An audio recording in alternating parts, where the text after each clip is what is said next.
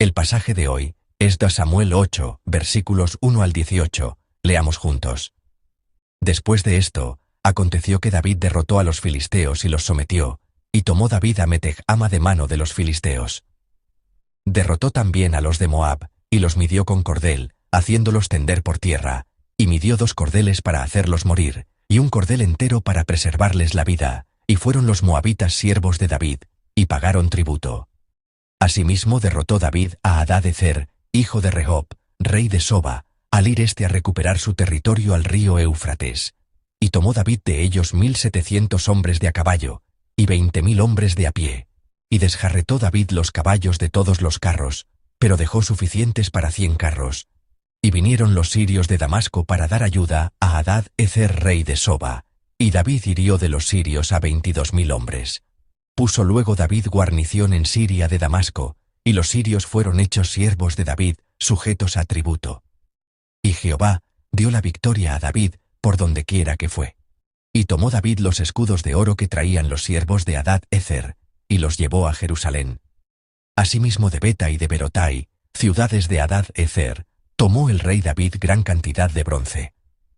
Entonces, oyendo Toi, rey de Hamat, que David había derrotado a todo el ejército de Hadad-ezer, envió Toi a Joram su hijo al rey David, para saludarle pacíficamente y para bendecirle, porque había peleado con Hadad-ezer y lo había vencido.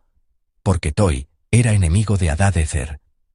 Y Joram llevaba en su mano utensilios de plata, de oro y de bronce, los cuales el rey David dedicó a Jehová, con la plata y el oro que había dedicado de todas las naciones que había sometido, de los sirios, de los moabitas, de los amonitas, de los filisteos, de los amalecitas, y del botín de Hadad-ezer, hijo de Rehob, rey de Soba. Así ganó David fama. Cuando regresaba de derrotar a los sirios, destrozó a 18,000 edomitas en el valle de la Sal, y puso guarnición en Edom. Por todo Edom puso guarnición, y todos los edomitas fueron siervos de David. Y Jehová dio la victoria a David por donde quiera que fue. Y reinó David sobre todo Israel, y David administraba justicia y equidad a todo su pueblo. Joab, hijo de Sarbia, era general de su ejército, y Josafat, hijo de Ahilud, era cronista. Sadoc, hijo de Ahitob, y Ahimelech, hijo de Abiatar, eran sacerdotes. Seraías era escriba. Benaía, hijo de Joiada, estaba sobre los cereteos y peleteos, y los hijos de David eran los príncipes. Amén. El texto de hoy es uno de los pasajes donde podemos ver claramente exactamente por qué a David no se le permitió construir el templo de Dios. Vemos claramente el aspecto de David el rey guerrero, y también es una parte que nos da una idea de cuán despiadados deben haber sido David y el ejército que dirigió en esas guerras. Al observar el número de muertos, hay historias de David derribando cantidades enormes de personas en la guerra, y justo al principio, desde el comienzo, hay una historia de medirlos con un cordel, haciendo morir 2 cordeles y dejando uno con vida. He oído que en otras traducciones, esto se interpreta como matar a 2/3 y perdonar a 1/3. En Primero Crónicas capítulo 22 versículo 8, David le confiesa a Salomón: «Tú has derramado mucha sangre y has hecho grandes guerras. No edificarás casa a mi nombre, porque has derramado mucha sangre en la tierra delante de mí». Y en Primero Reyes capítulo 5 versículo 3, cuando Salomón pide ayuda a Hiram, rey de Tiro, para construir el templo, le dice: «Tú sabes que mi padre David no pudo edificar casa al nombre de Jehová su Dios, por las guerras que le rodearon». Mirando estos relatos, podemos imaginar que David realmente debe haber peleado una cantidad enorme de guerras y haber matado a una cantidad enorme de personas en medio de ellas, y ese contenido se revela claramente en el mensaje de hoy. David era un hombre experto no solo en la guerra, sino también en la política. Una de las formas en que hizo las paces con el exterior fue a través de matrimonios políticos. Los hijos de David, cuyos nombres están registrados en la Biblia, son 19 en total. Salomón fue su 10º hijo. Cuando hablamos de matrimonios políticos, ciertamente se habría casado con las hijas de los reyes de otros países, y Absalón, a quien conocemos bien como el hijo de la hija del rey Talmai de Gesur, era exactamente uno de esos hijos. A través de estos matrimonios políticos, David hizo las paces con las naciones vecinas, y al casarse con mujeres de familias prestigiosas, también amplió su poder. David no era simplemente un rey que solo era bueno en la guerra, también era un rey políticamente capaz. Pero pensando en estos aspectos de David, nos da un poco de curiosidad acerca de cómo debió haber sido David cuando se convirtió en rey. Cuando David fue ungido por primera vez por Samuel, hay expresiones sobre su apariencia que dicen que era rubio, hermoso de ojos y de buen parecer. Pero ¿qué pasa con el David no de aquella época, sino mucho después, cuando se hizo rey en Hebrón y cuando se hizo rey en Jerusalén? Quizás David tenía al menos 1 o 2 cicatrices en el rostro. Si levantaras la ropa de David, habría lugares donde fue apuñalado y desgarrado aquí y allá. Las manos de David se habrían encallecido de tanto empuñar una espada, y si tomaras su mano, sería una mano dura. ¿Y cómo habría sido cuando miraste el rostro de David? Quizás el aura de un rey ya se sentía por su estatura. Cuando David era joven, podríamos pensar que era pequeño, y al ver varias fotografías de Goliat y David, podríamos pensar simplemente, el pequeño David, el gran Goliat. Pero en realidad, David no era una persona pequeña. Como creo que mencioné en sermones anteriores, Saúl, que era una cabeza más alto que cualquier otra persona en Israel, pensó que estaría bien que David usara su armadura cuando fuera a pelear contra Goliat, y dijo, «Ponte mi armadura». Así pues, David también era de gran estatura, y habiendo experimentado muchas guerras, debe haber ascendido al trono con un físico robusto. Las personas que lo rodeaban, al mirar a David el rey guerrero, nunca lo habrían visto como una persona fácil. Y David no solo había experimentado la guerra, sino también el estrés que recibía de las personas que lo rodeaban, y el estrés de afrontar la crisis de la muerte por parte del rey, a quien había prometido su lealtad. A través de todas estas diversas tensiones, en lugar de una luz suave, su rostro tal vez podría haber revelado un semblante que realmente había pasado por innumerables altibajos de la vida. De este modo David pasó por varias dificultades, pero mirando los salmos de David, también llegamos a pensar, estas dificultades realmente no deben haber sido fáciles. Cuando miramos los salmos de David, hay contenidos de varias batallas y contenidos de varias dificultades. Cuando miramos el contenido de los salmos, pensando que David los escribió no mientras simplemente imaginaba y reflexionaba, sino mientras realmente peleaba, mientras realmente sobrevivía a momentos que amenazaban su vida, mientras realmente era traicionado, cada uno de los versículos de los salmos llega a nosotros de forma nueva y con más profundidad. Pero la razón por la que David pudo hacer estas cosas fue porque su fe hacia Dios era clara. Hoy en día, incluidas numerosas guerras, David debe haber enfrentado la crisis de la muerte en medio de muchas guerras. En efecto, en la palabra, hay relatos que dicen que David experimentó la crisis de la muerte, y también hay escenas de los soldados y leales súbditos que estaban con David tratando de proteger su vida cuando peleaba. Pero cada vez que David sobrevivió a esas crisis que amenazaban su vida, cada vez que pasó por un momento en el que pensó, realmente pensé que iba a morir esta vez, David se habría dado cuenta claramente de que Dios estaba caminando con él. Habría ganado el corazón y la convicción. Realmente no vivo con mis propias fuerzas, sino que Dios me protege. Dios me ha vuelto a salvar hoy en esta guerra. Entonces, si miras el contenido de los salmos, David confiesa, es difícil y duro, pero después de eso, al final, siempre concluye con contenidos como, Dios protege. Es difícil en este momento, pero así como Dios me protegió en el pasado, tengo la confianza de que Dios me protegerá en el futuro. Por tanto, pon tu esperanza en Dios, Jehová Dios. Pensando en aquellas cosas que experimentó David en el campo, al ver el contenido del texto de hoy, también podemos ver que David verdaderamente debe haber tenido un profundo caminar y una profunda relación con Dios incluso mientras atravesaba cada una de estas guerras. Pero David fue una persona que siempre se movía después de escuchar la voluntad de Dios. Hubo momentos en que David le preguntó a Dios, ¿cómo iré a la guerra? Pero David fue una persona que, cuando Dios le habló, respondió a eso, respondió con oración, y trató de alinear su vida con esa oración. David no era una persona que intentara convertirse en rey por su cuenta. David era el hijo menor en la casa de su padre, en el campo cuidando ovejas, cuando Samuel vino de repente, lo ungió y le dijo que sería rey. David no fue una persona que pasó por el proceso paso a paso desde ese campo diciendo, seré rey, debo ser rey. Era una persona que, al escuchar de repente las palabras, tú serás rey, un día, desde ese momento, oró y alineó su vida con esa oración. Por eso, a pesar de que David enfrentó innumerables momentos en los que Saúl intentó matarlo, como sabía cómo Dios valora y respeta de manera única a la persona ungida, David apreció la vida de Saúl hasta el final. Como sabía cómo había sido ungido y cómo Dios guiaba su vida después de esa unción, me hace pensar que tal vez sea por eso que David mostró esa actitud.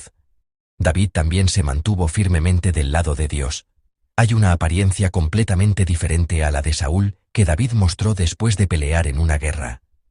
Mirando los versículos 11 y 12, dice: los cuales el rey David dedicó a Jehová, con la plata y el oro, que había dedicado de todas las naciones que había sometido, diciendo que dedicó todo el botín. El rey Saúl fue un rey que fue rechazado porque después de la guerra, a pesar de que Dios le dijo que no dejara ni una sola cosa del botín, se quedó con las cosas buenas. Pero David dice que cada vez que peleaba en una guerra, las dedicaba a Dios. En la guerra, el botín es verdaderamente un gran beneficio económico. Una de las razones principales por las que las naciones poderosas van a la guerra suele ser por el dinero. Se dice que el beneficio que se obtiene de la guerra, después de la lucha, es enorme. Pero David dedicó a Dios estas ganancias obtenidas en la guerra.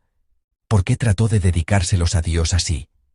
Hay otra misión que Dios le encomendó a David. ¿Qué es? Es construir el templo.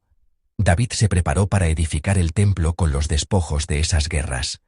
A toda costa, David intenta estar del lado de Dios. Cuando voy a la guerra, y cuando miramos el contenido de pelear esta guerra, podemos verlo desde la primera parte. El contenido después de esto continúa para mostrar el comienzo del capítulo 8. Entonces, ¿qué había antes de eso? Antes de eso, está la oración de David, que fue nuestro texto dominical ayer. Antes de eso, está la respuesta de Dios dada a David a través de Natán. Mirando el contenido de la respuesta de Dios, Dios le dice a David: además, yo fijaré lugar a mi pueblo Israel y lo plantaré, para que habite en su lugar y nunca más sea removido, prometiendo que a diferencia de los tiempos de los jueces, él les daría descanso de todos sus enemigos. David ora en respuesta a esa respuesta de Dios, y después de hacer esa oración, cumple esa oración con su propia vida. Muchos de ustedes orarán muchas oraciones en este lugar hoy. Oraréis fervientemente delante de Dios, pero lo que definitivamente debemos tener después de orar, es que mi oración no se completa en este lugar hoy, sino que mi oración se completa en el lugar de mi vida después de orar y adorar. Si oramos fervientemente, y luego vivimos exactamente de la misma manera en el lugar de nuestra vida, la oración no se cumplirá. Hoy Dios nos muestra un modelo de oración. David no era una persona que se quedaba quieta en ese lugar después de orar. David fue una persona que, después de orar, llenó su vida uno por uno con aquello por lo que había orado, y verdaderamente cumplió a través de su vida la voluntad de Dios, la voluntad que Dios le había dicho. Bendigo a todos nosotros que nos reunimos aquí hoy, para que podamos cumplir lo que hemos orado en nuestras vidas. También se dice que Dios le dio la victoria a David. Pero ¿por qué Dios le dio la victoria a David de esta manera? Podría existir la situación anterior en la que Dios reveló su voluntad, pero si miramos las palabras del versículo 15, ahora dice: y reinó David sobre todo Israel, y David administraba justicia y equidad a todo su pueblo.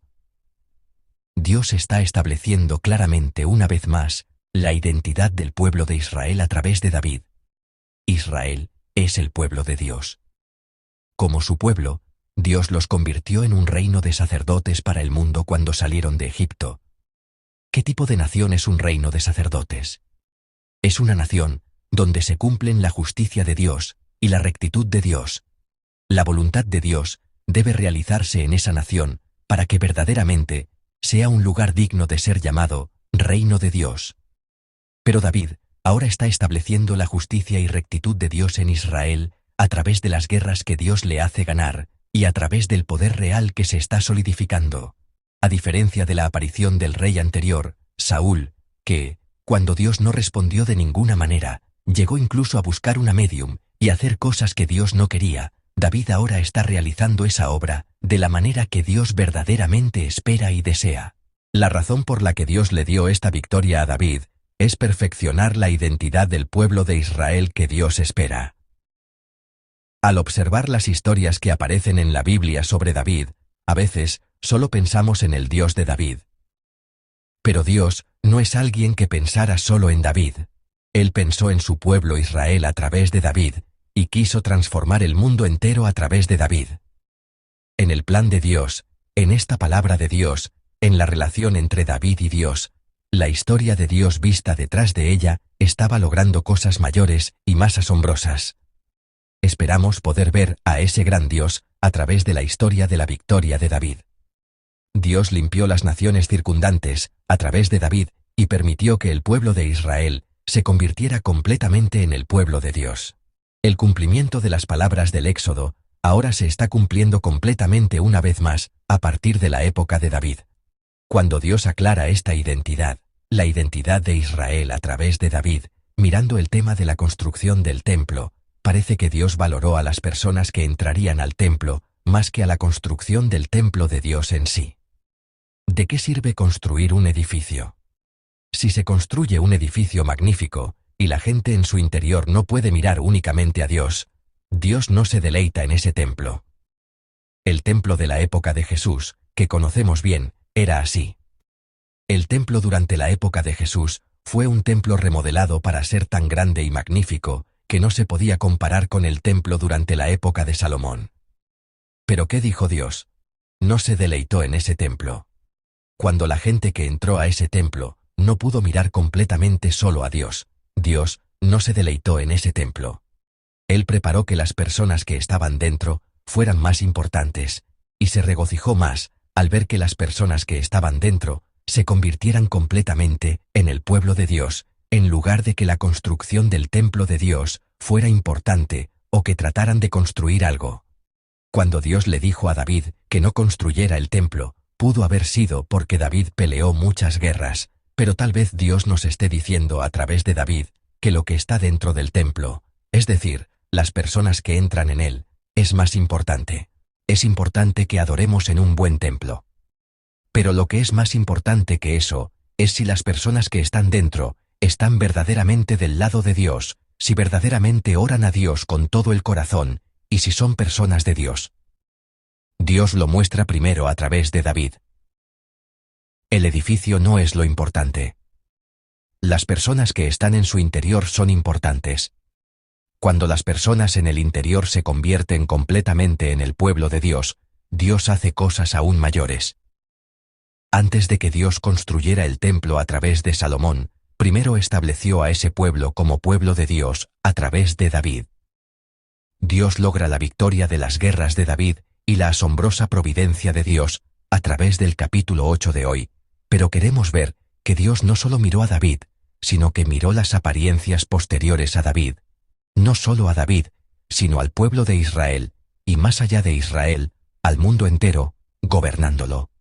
Al observar la palabra de hoy, primero, debemos ponernos del lado de Dios, y debemos poder responder con oración a la voluntad que Dios nos ha mostrado, y llenar nuestras vidas con esa oración. Al hacerlo, te bendigo para que vivas hoy, un día bendito, en el que puedas revelar la gloria de Dios, a través de tu vida, a las personas que te rodean, así como Dios reveló su voluntad, a través del pueblo de Israel hoy. Tal vez haya alguien aquí hoy, enfrentando un día como una guerra. Viniste a este lugar a orar, porque es difícil y duro, pero todavía puede haber algunos que tengan problemas con sus hijos, la salud, la vida laboral, dificultades en las relaciones, e incluso la carga de las dificultades económicas en medio de esta guerra, pero Dios hizo de David un verdadero rey permitiéndole experimentar esa guerra, esas numerosas guerras, y a través de ese David, Dios logró cosas aún mayores. Si hoy estás pasando un día como la guerra, los bendigo a todos, para que sean personas bendecidas, que hoy nuevamente caminen con Dios con la fe, y la expectativa de que Dios me usará como David.